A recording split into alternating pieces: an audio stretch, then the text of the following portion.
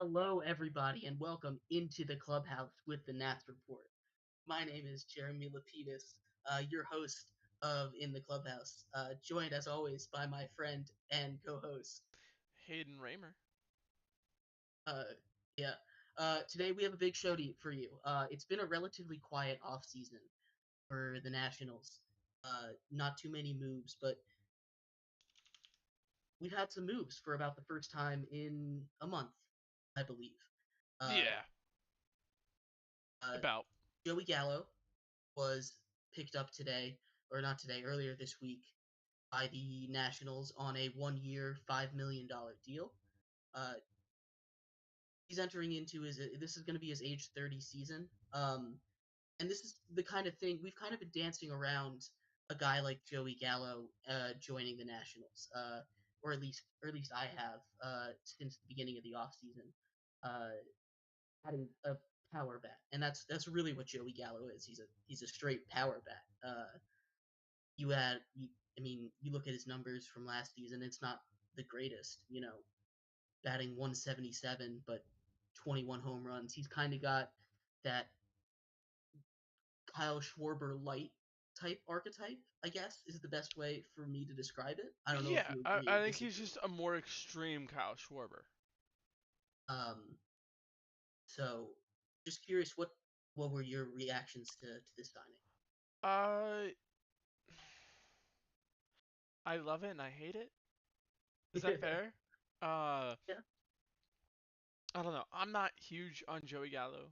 Uh, I mean, I think it's fair to say I'm probably one of the more analytically inclined people on this show and with the Nats report.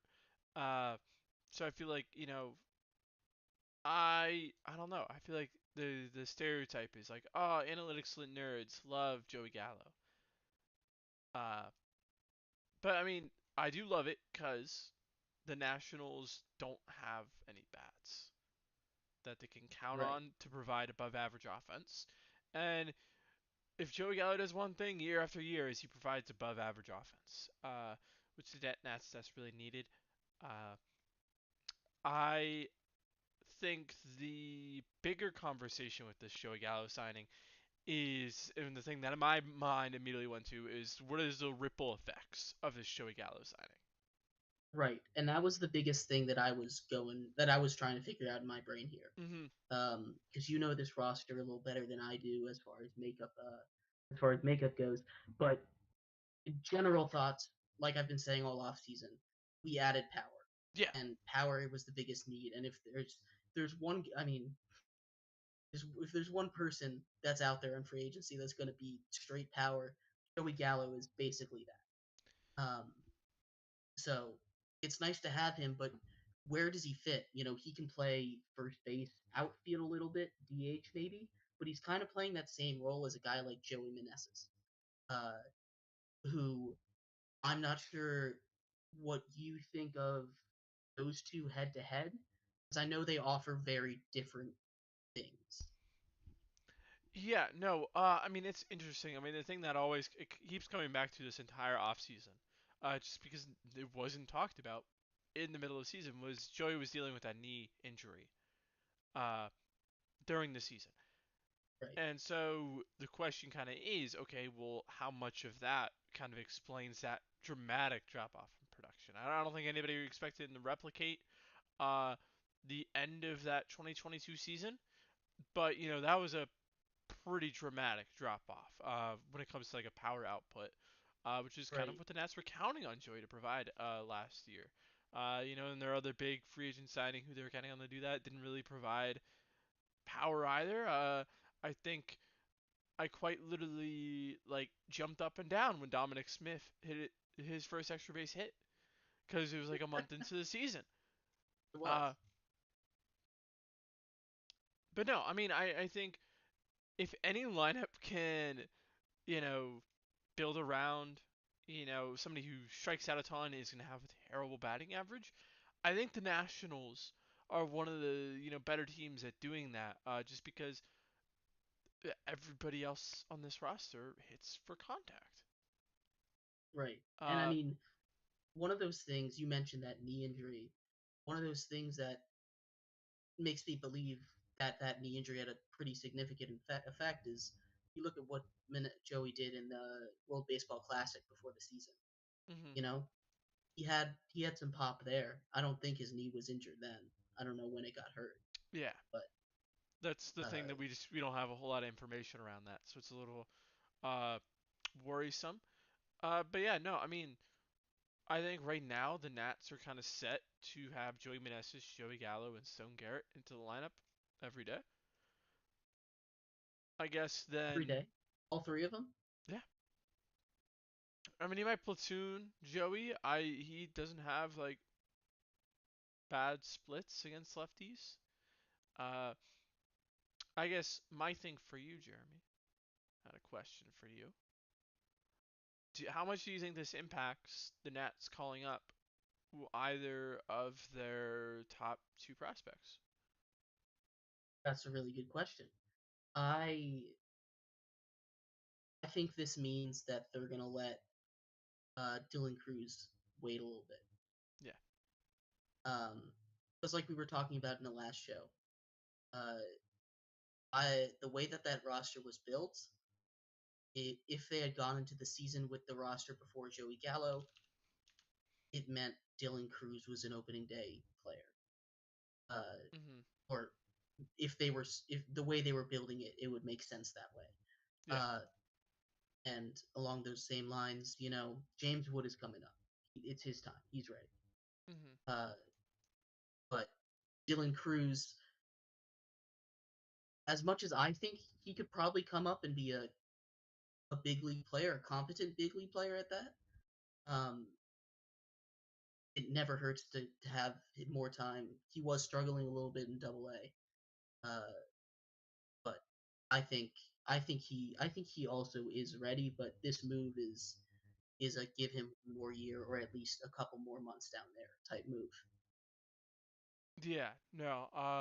I agree. I mean, I was talking about last episode how I was like, I don't think the Nats are gonna have Dylan Cruz on their opening day lineup. But now, lineup construction wise, and trying to fit people in there, they still have room for James Wood, uh, where he could be their opening day center fielder. Right. You have I mean, you just said all three. I mean, well, let's go through this. Let's assume that this is the final roster because I don't think they're making another move. I think they had room to make one more move, and this was it. Um, I don't know if you're on the same page as me there, but Yeah, I mean, if anything, I see them adding like a starting pitcher. I keep seeing Talk Nats reporting Hyunjin Ryu hmm, is what they're who they said the Nats are targeting. I don't know how much stock you want to put into that.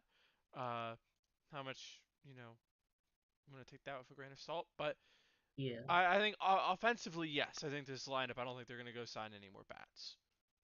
So let's run through what the main lineup will be, barring injuries, rest days. So let's just assume we've got Denzel at third, Abrams at short, Luis Garcia at second, probably Joey at first, I would think. Yeah, Um, and then other, I guess you got to be a little more specific with your Joeys now.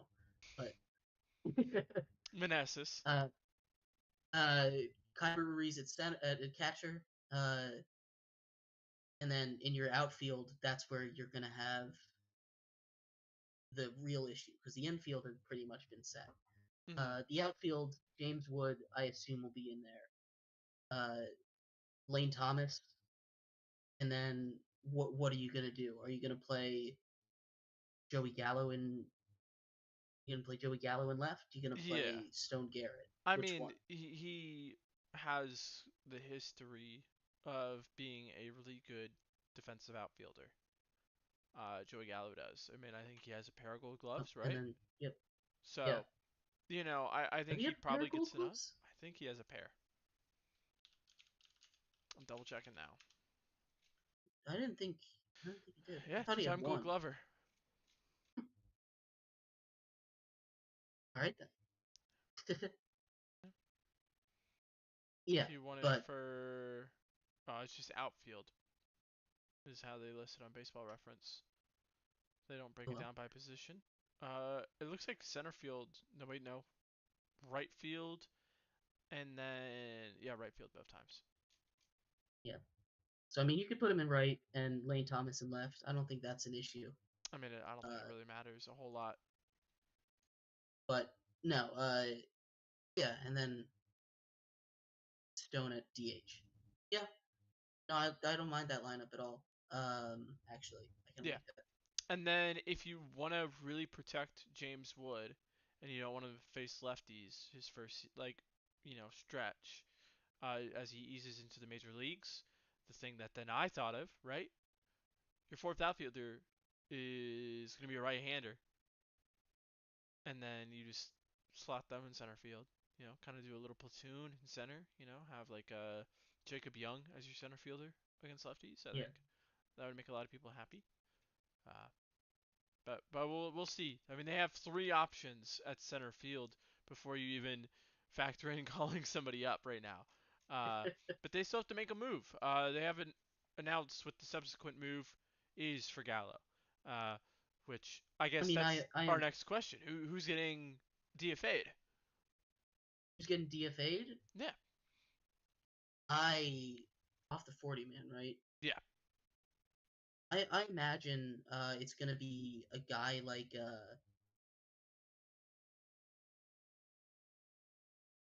Do you want me to say a I name? don't know, maybe yeah, go say a name. Carter Kieboom. Carter Kieboom. Really? Yeah, I think I don't know. To me, I really like the current like setup with pitchers. I think they have I don't think they have enough pitchers on their 40-man roster to justify DFAing a pitcher. I think it's him or Call. Austin Call, I think, seems more likely to me. I yeah, I hadn't even thought about the subsequent move. Honestly, I thought it had already happened when they announced it. Mm-mm. They haven't Uh, announced it yet. right. That's why it's been reported but it hasn't been announced because once they announce it then they have to make that move. Yeah. Actually, I don't think it's been Uh, announced. Maybe I'm wrong. I'm assuming. yeah. I mean, Alex Call probably seems like the guy there. I mean, especially if they are bringing up James Wood. You know, that seems like the last guy, the next guy out. Um, I was looking at pitchers, quite honestly. Hmm. Amos Willingham is a name. I don't know, kind of at the back end of that, but Yeah, who knows? again, I just I don't think they have enough pitcher enough depth to kind of justify that unless you're a sure bet that Cole Henry is going to rebound well from TOS. Which I mean Right. he looked he was very shaky last year. Uh, and I just if you're talking about true relief pitching depth on that 40 man, I mean you have Mason Thompson, Amos Willingham, and are the only two and Thad Ward I guess are the only two relievers. We're only three relievers on that 40-man roster who aren't projected to make the opening day lineup, which it's a little I don't know. Maybe I've paid attention to too many Rays uh, roster moves. Uh, but it's nice to have guys that you can shuffle. Just because Right. you are pretty much as soon as the season starts, you're gonna open up three 40-man spots. So Yeah. Yeah, that makes yeah. Yeah, that makes sense. But why I'm curious, why'd you say Carter Kieboom? I don't think he has a role on this team. You don't think he has a role as a off day third baseman? Yeah, but you already have Vargas and Nasim Nunez. Is Nunez going to be up in the bigs? He has to be, unless he gets returned, because he was Oh, a Rule that's right, 5 Rule guy. 5. So, Yep, that's right. he I has forgot to be about on Rule the. 5. He, I think, is probably your, shortstop backup. Maybe. No, probably not your second base backup. Because right now, right, the projected lineup, like we just went through, It's whoever you have in center field because they don't project a prospect to break camp like that when they have all those options in center field. So Victor Robles is the projected center fielder. They don't have a single like pure outfielder projected to be on that bench. They have Riley Adams, Carter Kieboom, Nassim Nunez, and Ildemar Vargas. Vargas and Nunez are like the same to me in my brain. Yeah, Like they fill the same role essentially. They do it in a right. different way, but they fill that same role. Uh, and I think the Nats prefer Vargas over Kieboom. Probably. I mean, if you're just looking at last season, but I I don't think know. I think production wise, I think I'll be honest. I think Kieboom's a better hitter against left-handed hitters. Like he fills that role better, but I think Vargas is like a clubhouse favorite. Like he's like a glue guy. Uh, I love Vargas. Yeah, no, I I mean, love. who everybody loves Vargas, and I am looking up and down this roster. I think Gallo and Stone Garrett are two really big glue guys as well. I mean, we saw Mackenzie Gore cry when he got hurt, uh, but I don't know who else you can point to on this roster or on in this position player pool and be like that's another glue guy. And I think the Nats tend to have quite a few glue guys on their roster every year. Yeah, yeah, they do. Yeah, no, yeah, I think you're right. You've convinced me. Thank you, thank you.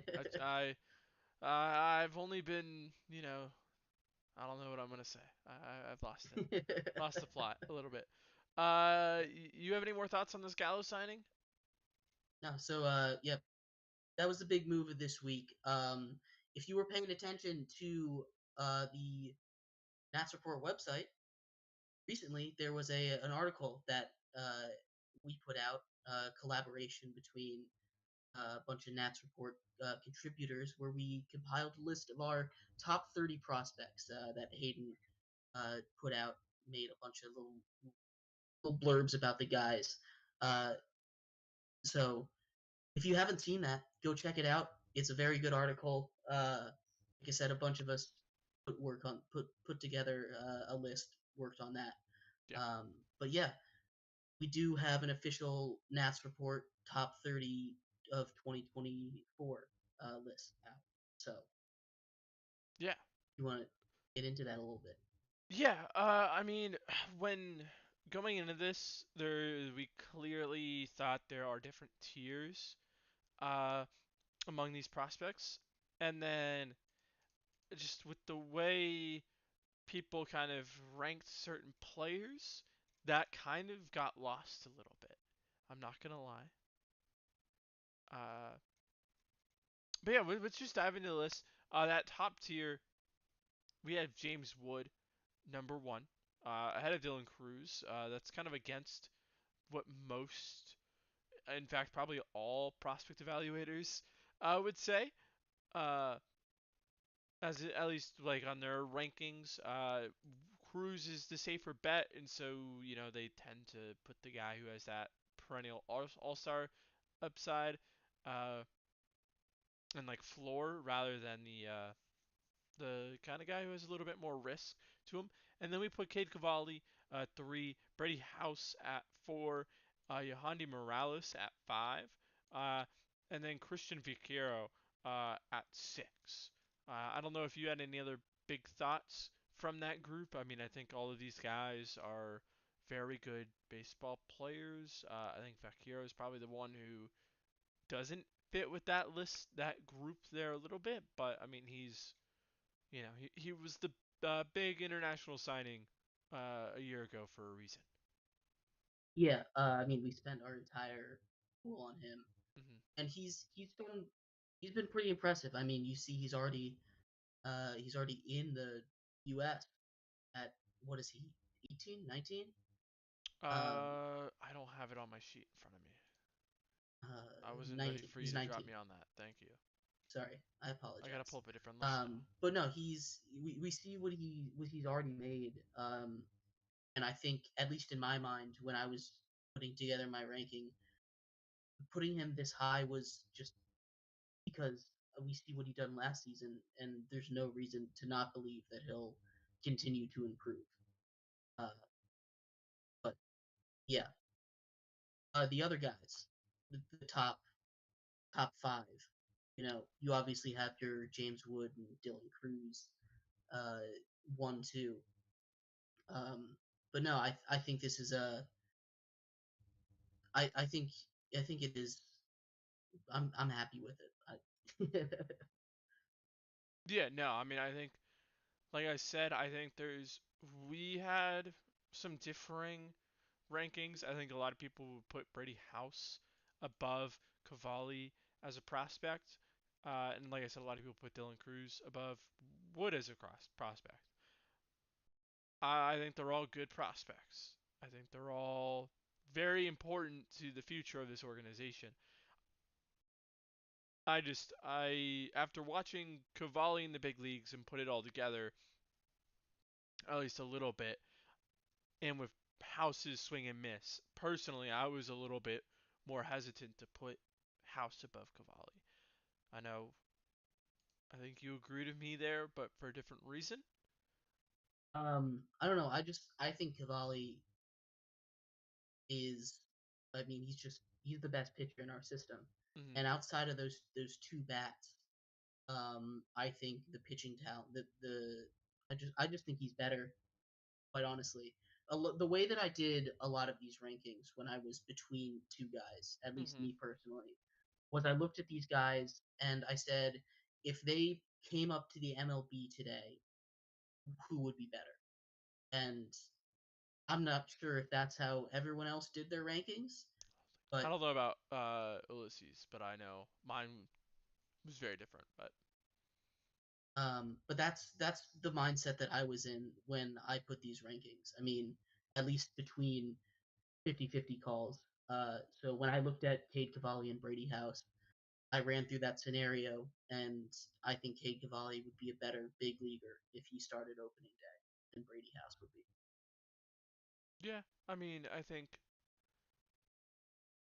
yeah, I was gonna make a joke there, but because Cavalli can't throw because he has Tommy John, so I don't know about that one, but you know, uh, yeah. And then in the next tier, we had Jake Bennett, Jackson Rutledge, Travis Sikora, Dalen Lyle, Robert Hassel III, Elijah Green, Victor Hurtado, and DJ Hers. I think is probably the best way you can group that. Uh, you got a lot of guys there. Most of those guys have pro experience. Hurtado was this year's uh, big signing. I don't know. I don't. Did you have any like big thoughts on anybody in this group here? I know you um, were probably the highest on Hassel, uh, and you were also the highest on Rutledge. So. I was. Again, the reason that I was higher on Rutledge than a lot of you guys is like I just explained. I've seen him do it in the majors, Mhm. and I thought he looked. Or sorry, not Rutledge. Who am I talking? Yeah, Yeah, Jackson you're talking Rutledge. Yeah, about Rutledge, yeah. yeah. No, I've seen him do it in the majors, and I was pretty impressed with the improvements he made just at the end of last season. Mhm. Um, so that's the reason I had him. That's the reason I had him higher than everyone else. Um, Robert Hassel, again, one of those things. He's been up in Double A for a while, and I know he didn't have the greatest season last year, but I believe he can do. I believe he can turn it around. Yeah, that was really the reasons that I had them up there, above a lot of some of these other guys. Yeah, no, I don't have the data in front of me when it comes to like swing decisions and stuff. But I think honestly, the biggest thing with Hassel is one, he just drove the ball into the ground a ton Hmm. last year, where he had like one of the highest ground ball rates in all of the minors. Uh, and then two was, I mean, his bat like his he wasn't whiffing a lot. He just struck out a lot. And I'm not entirely sure why. Like I said, I think it's probably something approach. I haven't pulled up the numbers for that and dug into that, so I don't know for certain. But I don't know. He's Yeah, interesting. I'm a little concerned. And then I mean, I feel like yeah. Dalen I mean, the Lyle at other. 10 is a or you actually know here. You say what you gotta say. I'll go for it. Well, I was gonna say Dalen Lyle at 10. I don't know if you had any thoughts about him. I think we had one person who was super high on him who isn't here today. Uh, and then you and I had him around 10. So, Yeah. I know in my personal rankings, I had him there at 11. So mm-hmm. right around where I think he should be. Uh, it's just it's I don't know, he's a good prospect. Mm-hmm. He's young and it's one of those things. I don't think I analyze prospects the way I'm supposed to analyze prospects, straight up. Uh, Which is why I think my list was a lot different than everyone else's. I mean, it's not insanely different. I mean, you have a lot of like, I mean, yeah, your inputs in there weren't bad. You know what I mean? Uh, it's just different. So again, and I don't know exactly how you're supposed to analyze prospects because as much as I can look at these numbers and I can pour over these numbers and try to get a story of it. For me to really rank these guys as accurately as I want to, I need to see them all play. I need to watch the film and that kind of thing. Because numbers, as much of a story as they can tell, outliers in these, and you can try your best to put it together. And I know you're very good here at reading these numbers and drawing these conclusions, Hayden. But watching these guys live, I watched some of so I went out and watched some tape on a lot of these guys. And again, it's just me trying to picture how they'll hit major league guys. yeah. Not again, I know that's not how you're supposed to I mean that's do quite literally prospects, what how they but used to evaluate prospects prior to like a lot of the Statcast, like the Hawkeye technology being implemented in the ballparks. Uh, that was quite literally how they evaluated prospects, Jeremy. So I mean, you're just doing it differently than I am. You're doing a more old school approach, which isn't bad. but That's yeah, not no. wrong. You see, a guy like Lyle, he was just really good before he got the promotion. Uh, and you expect guys once they get promoted to struggle a little bit. You're going to a new level, but I think at the end of that, he was starting to figure it out a little bit, at least from what I was seeing. So, Yeah. I mean, for me, the big thing for Lyle was he's a left fielder, and he'll be a good left fielder. I think in my deeper breakdown on him, I kind of compared him to like Alex Gordon, which that's it's a pretty good comp.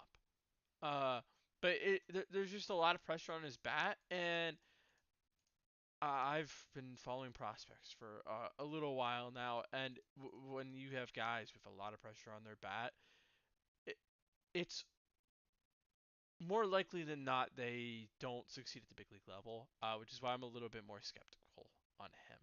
Uh, somebody who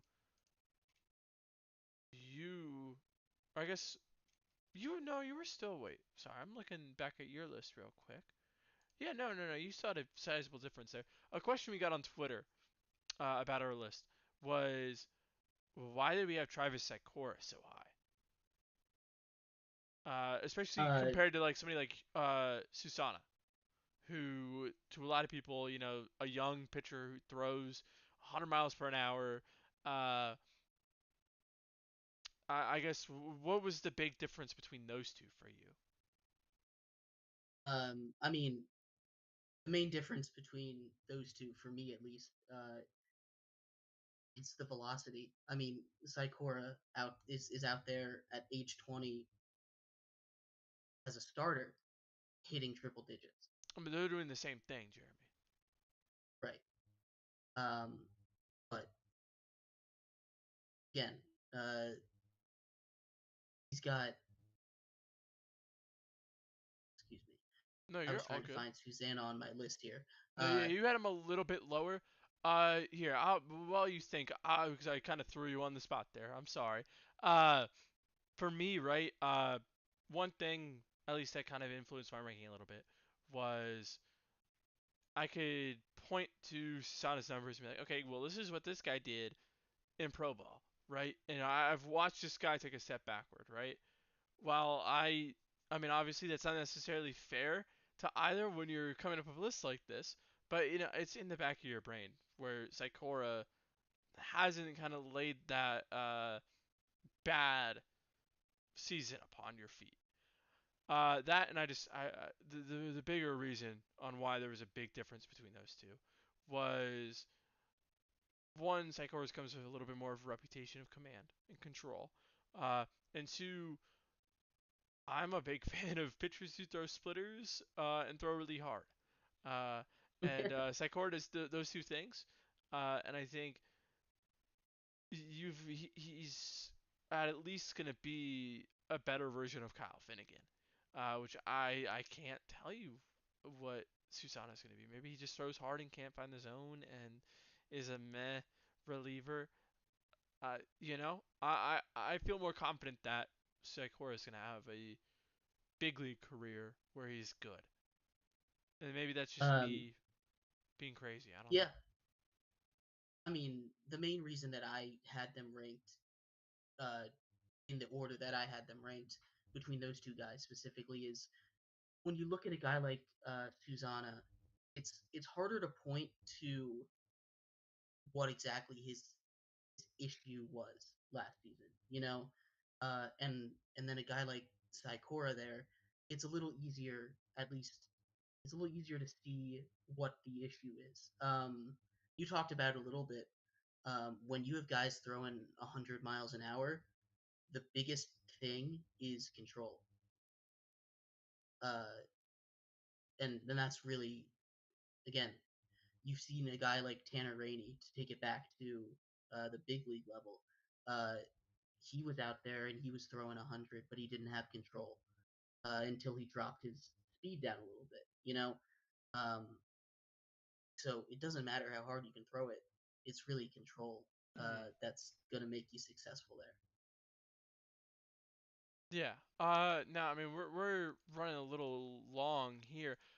Is there And I want everybody to go actually read the Nats report article and list and read all my reasonings for all these rankings. Is there anybody here on this list that particularly surprised you by their ranking?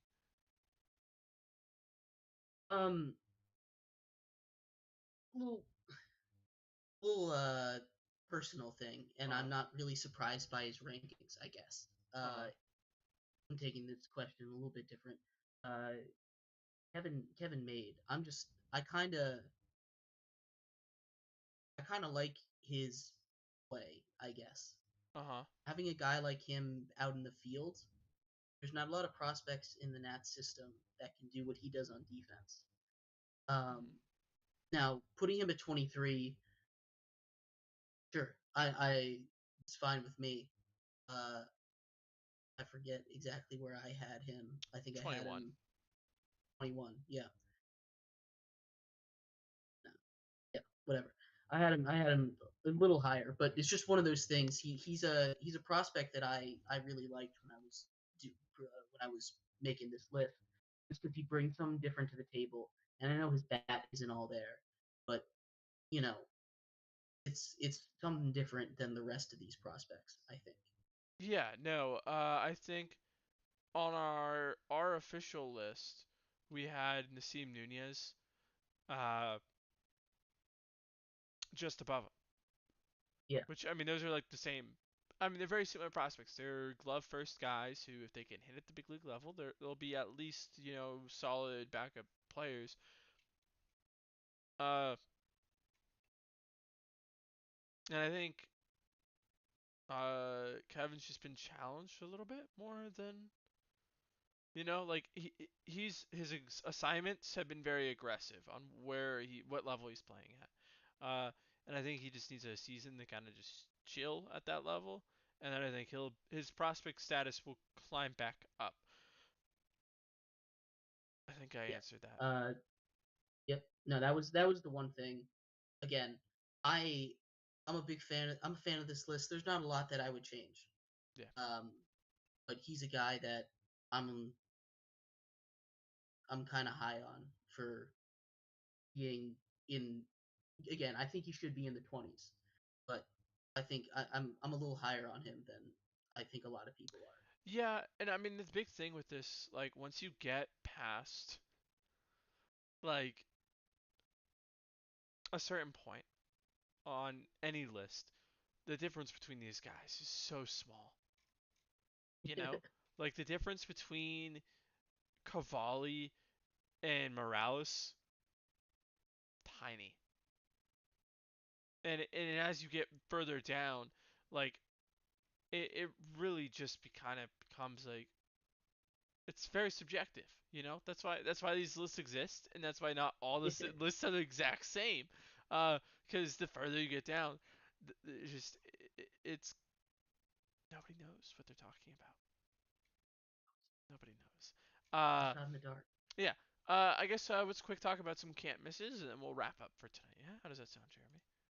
Sounds great. So we had somebody who was very much weighed down. I won't lie. These first two guys were very much weighed down by my personal rankings of them.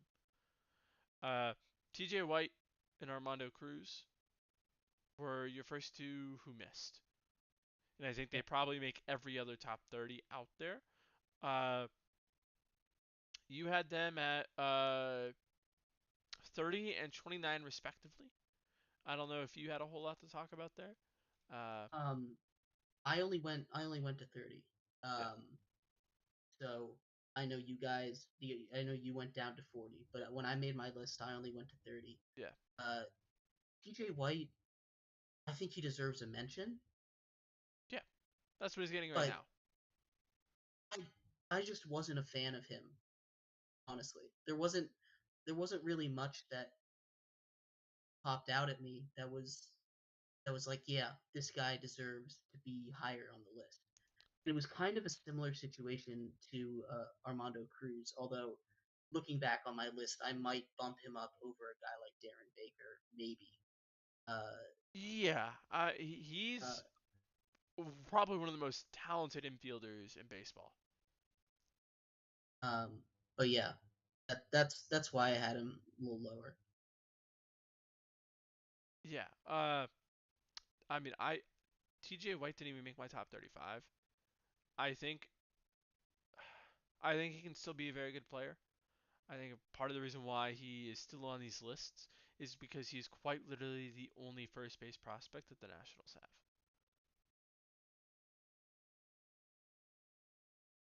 Uh, he just wasn't very good last year. Uh, in Wilmington. Now, obviously, Wilmington, it's hard for hitters to succeed there. We've probably only seen one guy truly succeed there recently, and that's James Wood. Everybody else has done well there, but nobody's dominated, uh, and a lot of people just haven't done well there in general. Uh, it's kind of where hitters go to die. We saw that with Jeremy De La Rosa.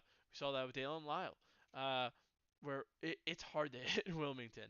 Uh, Armando Cruz, uh, like I said, I think the glove is very good.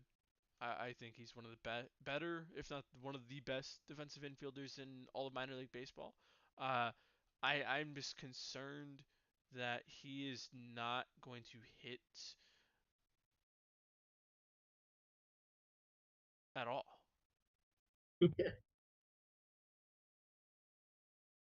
Yeah. Other near misses, we had a bunch of pitchers. Liam Sullivan, he was only mentioned once, so we won't talk about him. Alamoa Hernandez only mentioned once. Dustin Sains was mentioned on two of our lists. Neither were in the top 30. I'm trying to look to see if there's anybody who was listed in the top 30 who fell. No, none that I. Oh, I guess Liam Sullivan was mentioned in the top 30. I'm high on Sullivan. I like Sullivan a lot. Uh, Again, down here, this is kind of like, okay, who's your favorite like random prospect in national system? It gets to that point, and that's kind of where we got to here. But yeah, no, I don't know if you had any other thoughts, Jeremy, about the No, Nats go prospects check with out the the Nats. article. Our whole top 30 is out, and some deeper breakdowns on these prospects. I know 1 to 15 is out. 16 to 30 is coming out, I believe. I'm not sure if that's out Tomorrow yet. is Saturday. Yeah, it's been a Um, stressful couple days here with the lists coming out, and yeah, yeah, but no, thank you everybody so much for tuning into this week's episode of In the Clubhouse with the Nats Report. We have been your hosts, Jeremy Lapidus, and Hayden Raymer. remember to go check out thenatsreport.com. Uh, Lots of good stuff there. Prospect lists, uh, some more stuff coming out soon. I know our 40 and 40 is coming out starting in, I believe, mid February. Yeah, Uh, the 18th of February. Uh, and then I should have an article coming out next week sometime too about pitching. yeah, go check it out. There's a lot of good stuff on there. Uh, Thank you, everybody, again for watching, and we will see you next week. See you next week. Bye.